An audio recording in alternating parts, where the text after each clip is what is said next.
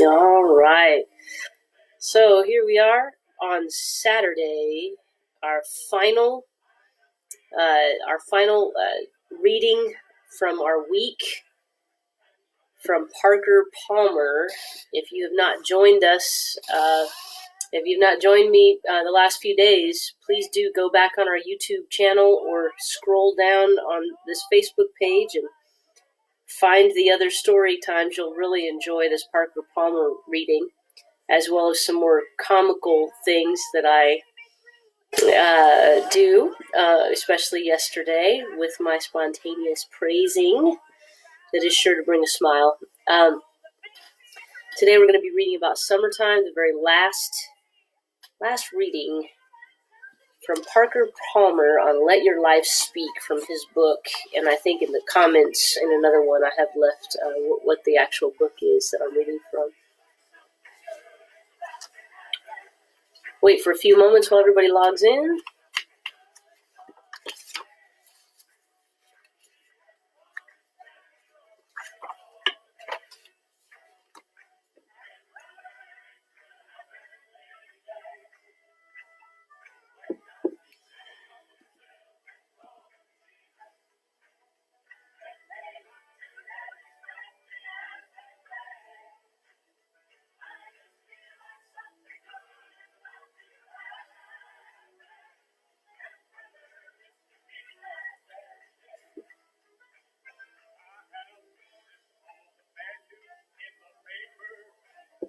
It's one of my favorite old songs.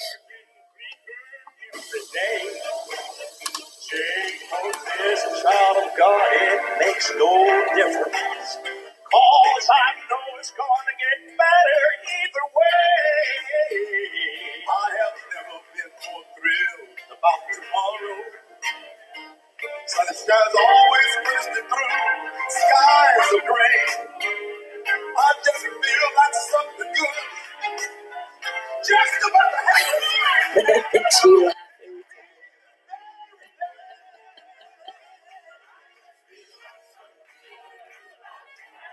Whew.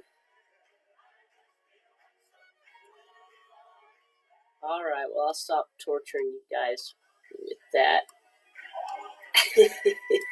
Yeah. All right, I do feel like something good is about to happen. I made Beckett listen to me sing that in the kitchen earlier, and Beckett and Tamara both joined in, and it was a good time had by all.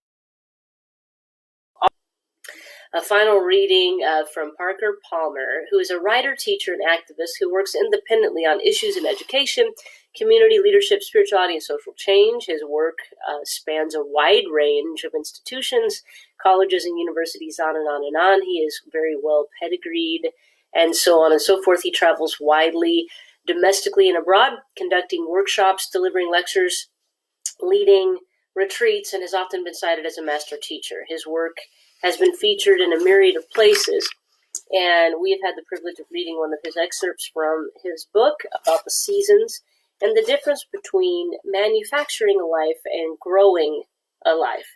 All right, so I'll read you the context and then we'll jump into the final season. Okay, seasons is a wise metaphor for the movement of life. It suggests that life is neither a battlefield nor a game of chance. Hold on just a second.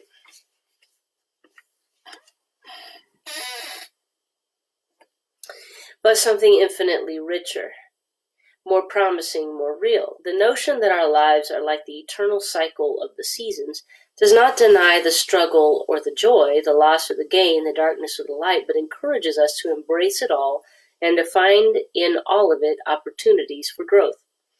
If we lived close to nature in an agricultural society, the seasons as metaphor and fact would continually frame our lives, but the master metaphor of our era does not come from agriculture, it comes from manufacturing. We do not believe that we grow our lives, we believe that we make them. Just listen to how we use the word in everyday speech. We make time, we make friends, make meaning, make money, Make a living, make love. I once heard Alan Watts observe that a Chinese child will ask, "How does a baby grow?" But an American child will ask, "How do you make a baby?" From an early age, we absorb our culture's arrogant conviction that we manufacture everything, reducing the world to mere raw material that lacks all value until we impose our designs and labor on it. So that's our context. The difference of a life manufactured and a life grown. We have gone through autumn, spring, winter, and now we are going to close our final portion of our reading with summer. All right. Where I live, Parker Palmer writes, summer's keynote is abundance.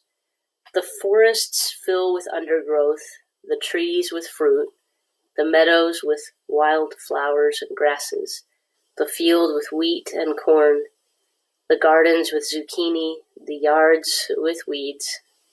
In contrast to the sensationalism of spring, summer is a steady state of plenty, a green and amber muchness that feeds us on more levels than we know.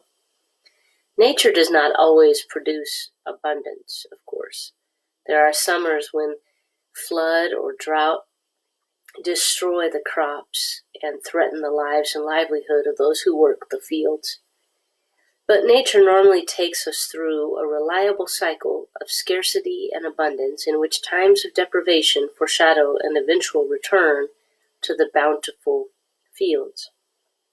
This fact of nature is in sharp contrast to human nature, which seems to regard perpetual scarcity as the law of life. Daily, I am astonished at how readily I believe that something I need is in short supply. If I hoard possessions, it is because I believe that there are not enough to go around. If I struggle with others over power, it is because I believe that power is limited. If I become jealous in relationships, it is because I believe that when you get too much love, I will be shortchanged. Even in writing this essay, Parker Palmer writes, I have had to struggle with the scarcity assumption. It is easy to stare at the blank page and despair of ever having another idea, another image, another illustration. It is easy to look back at what one has written and say, that's not very good, but I'd better keep it up because nothing better will come along. It is difficult to trust that the pool of possibilities is bottomless, that one can keep diving in and finding more. The irony, often tragic, is that by embracing the scarcity assumption, we create the very scarcities we fear. I'm going to read that again. The irony, often tragic, is that by embracing the scarcity assumption, we create the very scarcities we fear. If I hoard material goods, others will have too little, and I will never have enough. If I fight my way up the ladder of power, others will be defeated, and I will never feel secure. If I get jealous of someone I love, I am likely to drive that person away. If I cling to the words I have written as if they were the last of their kind, the pool of new possibilities will surely go dry. We create scarcity by fearfully accepting it as law and by competing with others for resources as if we were stranded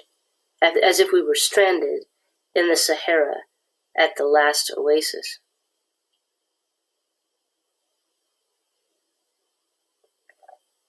In the human world, abundance does not happen automatically. It is created when we have the sense to choose community, to come together, to celebrate and share our common store. Whether the scarce resource is money, or love, or power, or words, the true law of life is that we generate more of whatever seems scarce by trusting its supply and passing it around. Authentic abundance does not lie in secured stockpiles of food or cash or influence or affection, but in belonging to a community where we can give those goods to others who need them and receive them from others when we are in need. I sometimes speak on college campuses about the importance of community in academic life, one of the most competitive cultures I know. On one such occasion, following my talk, a man stood in the audience, introduced himself as occupant of the distinguished such and such chair of biology. And I began what I thought, given his rather pompous self-introduction, would surely be an attack. Instead, he said, "Of course we must learn to live in community with each other. After all, it is only good biology." Biology, the discipline that was once driven by anxious metaphors like survival of the fittest and nature red in tooth and claw, now has a new metaphor: community.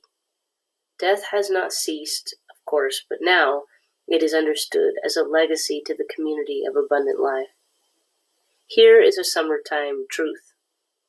Abundance is a communal act, the joint creation of an incredibly complex ecology in which each part functions on behalf of the whole and, in return, is sustained by the whole. And that's good. Here's a summertime truth. Abundance is a communal act, the joint creation of an incredibly complex ecology in which each part functions on behalf of the whole and, in return, is sustained by the whole. Community doesn't just create abundance. Community is abundance.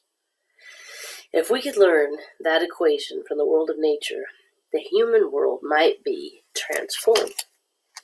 Summer is the season when all the promissory notes of autumn and winter and spring come due, and each year the debts are repaid with compound interest. In summer, it is hard to remember that we had ever doubted the natural process, had ever ceded death the last word, had ever lost faith in the powers of new life. Summer is a reminder that our faith is not nearly as strong as the things we profess to have faith in. A reminder that for this single season at least, we might cease our anxious machinations and give ourselves to the abiding and abundant grace of our common life. Thus, the end of our reading from Parker Palmer this week.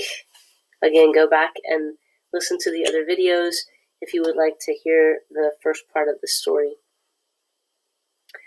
May we rest in this day and in the seasons of our souls, not just in the season that is spring, which is now, but in all of the seasons that we experience in our own souls, even on a daily basis.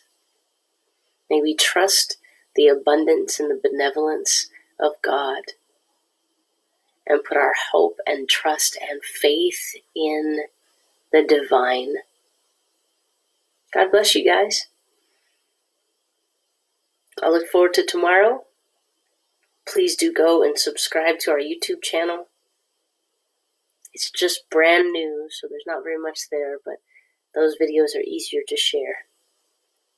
And I will see you tomorrow morning, House Church Tulsa, on Facebook Live, 11 a.m. Central Daylight Time. Till then, House Church Tulsa. Love you guys.